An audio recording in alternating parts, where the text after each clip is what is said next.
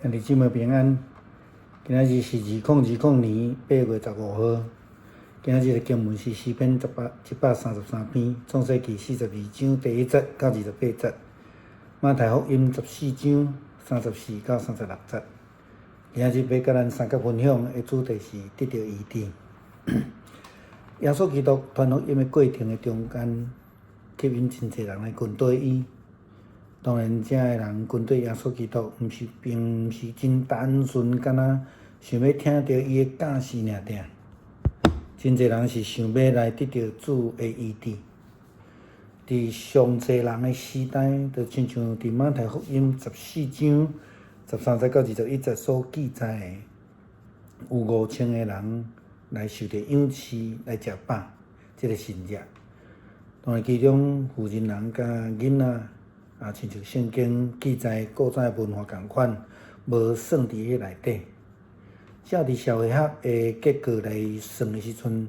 当初是上届无有2万个人伫在场，受着养饲。另外一位的圣经是伫马太福音15章32节到39节，耶稣养饲4000人食饱的神热。如果咱即段的经文搁较往前来看，14章的29节到31节，圣经安尼来记载，互咱看见讲因军队耶稣基督的目的。耶稣离开遐到加利利海边，上山坐地，就坐阵的人来就近伊，煞带迄个摆骹的、痴迷的、下狗的、破相的，甲侪别款的人来。下伫伊的骹前，就医好因，直到众人戆影，因为看见下狗会讲话，破相的拢好，歹骹会通行，痴迷的会通看见，就归荣光以色列的上帝。这正是咱今仔日的经文马太福音14章34节到36节所咧甲咱讲的代志。也就是讲，咱讲遮个人跟对耶稣的目的，是要互人感觉因真现实吗？当然毋是，也是咱会当另外一个角度来看，是讲耶稣基督传福音的目的，是因为伊讲破病人需要医生，得到医治比较较矮细的角度来去思考。那较看下来思考就是讲。得到帮助，因为耶稣基督会赶鬼，互人得到利益的，这拢是算是医治。咱伫即几工伫旧约的读经的中间，咱拢去看到约瑟的身上的故事。上帝对伊的保守，上帝对伊的呼召，以及伊家己对上帝遐所领受伊家己的自我认知。咱一摆来去讲到伊对伊的哥哥所讲的话，也表达对上帝遐领受的呼召。所以伊知影伊家己的工作就是要互遐伫饥荒中间的人得到饱，得到饱足。当然包括伊厝里的人，所谓的选民啦真趣味的一个角度就是讲。对于约瑟的这个事件来看，上帝先对外邦人来救赎，然后才是互选民雅各的家来得救。这好像亲像咧形容耶稣基督的福音，因为犹太选民的拒绝，然后就想到外邦，然后才倒转来伫选民的中间，互因听到福音，互因来得救。这较亲像咧形容耶稣基督所咧做的事工共款，用耶稣基督的话来讲，破病的人拢要得到医好，还是讲拢需要医生。所以破病的人，伫圣经的角度来讲，并无限定伫选民。迄个心内来讲的人，因到落尾嘛会通得到医治。得到救，只要因愿意接受。所以用安尼的概念，咱会通看见，所有的叛变的人，无限定伫即个选民，所有拢需要医生的人，拢会通得到帮助。咱看见约瑟伫埃及的工作，伊成就全埃及，佮互附近国家以及遮的人民会通得到吃饱，然后才进入伫伊的家庭，就是选民来得到饱。安那亲像伫马太福音14章35、36节的经文安尼讲，迄位的人捌伊，找伊人去圣园，带一切有病来就近伊，求伊若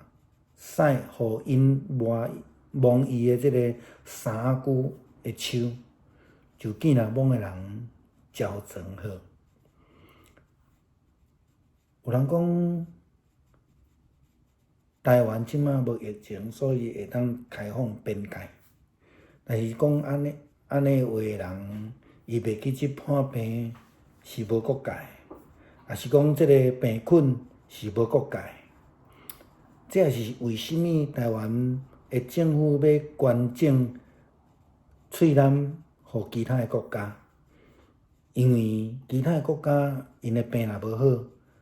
咱嘛会受到影响。也是讲，这嘛是咱的政府的目的，望所有的国家因为咱的能力来得到预防，来得到医治，是毋是将来可能产生的这疫苗，也是抗体的研发甲制作，拢是要借着安尼来互人得到医治，毋是吗？上帝心意自古早就安尼，特别是咱现代，咱所拄着即个疫情遮尔啊严重，咱现代基督徒、现代人更较需要有即种的心意来扩大，而且无自私来继续延续即种互人得到医治的心志。弟兄姊妹平安，今天是2020年8月15号。今天的经文是诗篇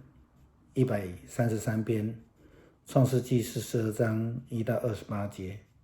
马太福音第14章34到36节。耶稣基督传福音的过程当中，他吸引了许多的人来跟随他。当然，这些人跟随耶稣基督，并不是非常单纯，只想要听到他的教导而已。有许多的人是因为想要得到医治。最兴盛的时期，就是在马太福音的第14章13到21节的记载当中，我们看到了5000人被喂养吃饱的神迹。其中妇女跟小孩，正如以前的文化一样，他们是不被计算在这个人数里面。若以社会结构的算法来算的话，至少当时候有超过2万个人是被耶稣喂养吃饱的。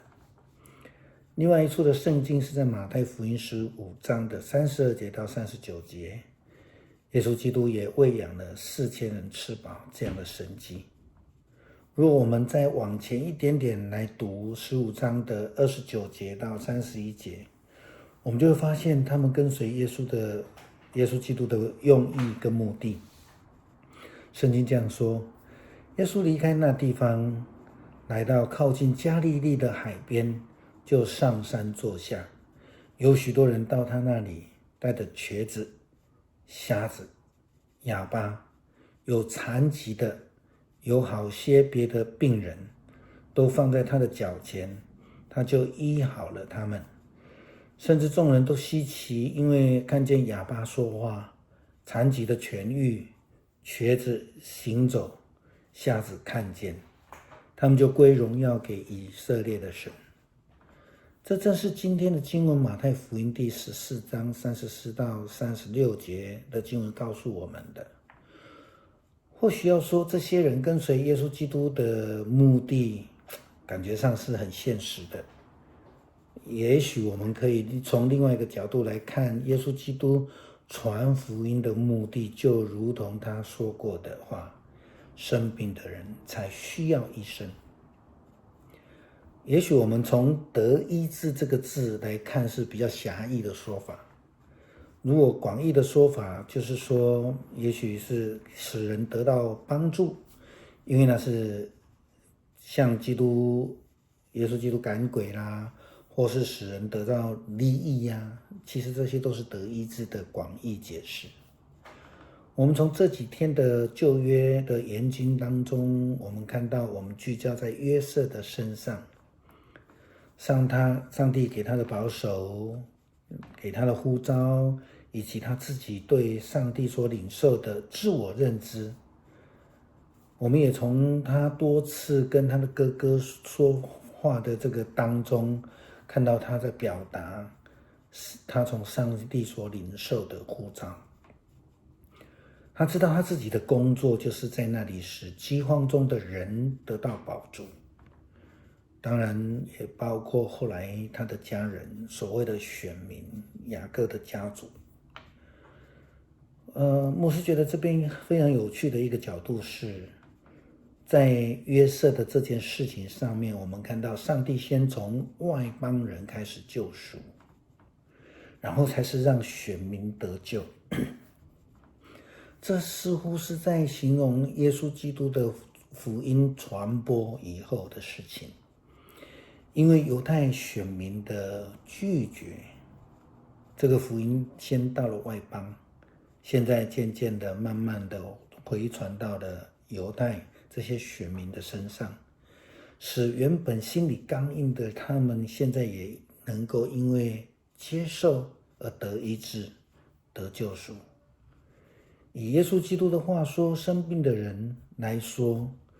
并不只限于选民，而是所有需要医生、需要得到帮助的人都是。因此我们看到的约瑟在埃及的工作，他先救了埃及的全国，又让邻近国家还有这些人民能够得到饱足，得到喂养。然后呢，我们就看到他的家庭，所谓的选民雅各的家族也得到了饱足，如同马太福音第14章35、36节的经文这样说，那里的人一认出是耶稣，就派人出去，把附近地区的病人都带到耶稣的面前来。他们要求耶稣让病人只摸一摸他外袍的衣角，所有摸着的人都得到了医治。经文说，所有的病人都带到耶稣的面前，所有的病人是没有限制性的，让他们得到医治。有人在讲说，现在台湾没有疫情了，所以可以开放边界。但是这些人忘记了，生病是没有国界的，病菌也是没有国界的。这也是为什么台湾要捐赠那么多的口罩给其他需要的国家，或是疫情比较严重的国家。也就是说，希望透过这样子的帮助，能够让人人得到预防，人人得到医治。即便是将来的所谓的疫苗或是抗体的研发与制作，这也都是希望借着能够透过这样的一个生产，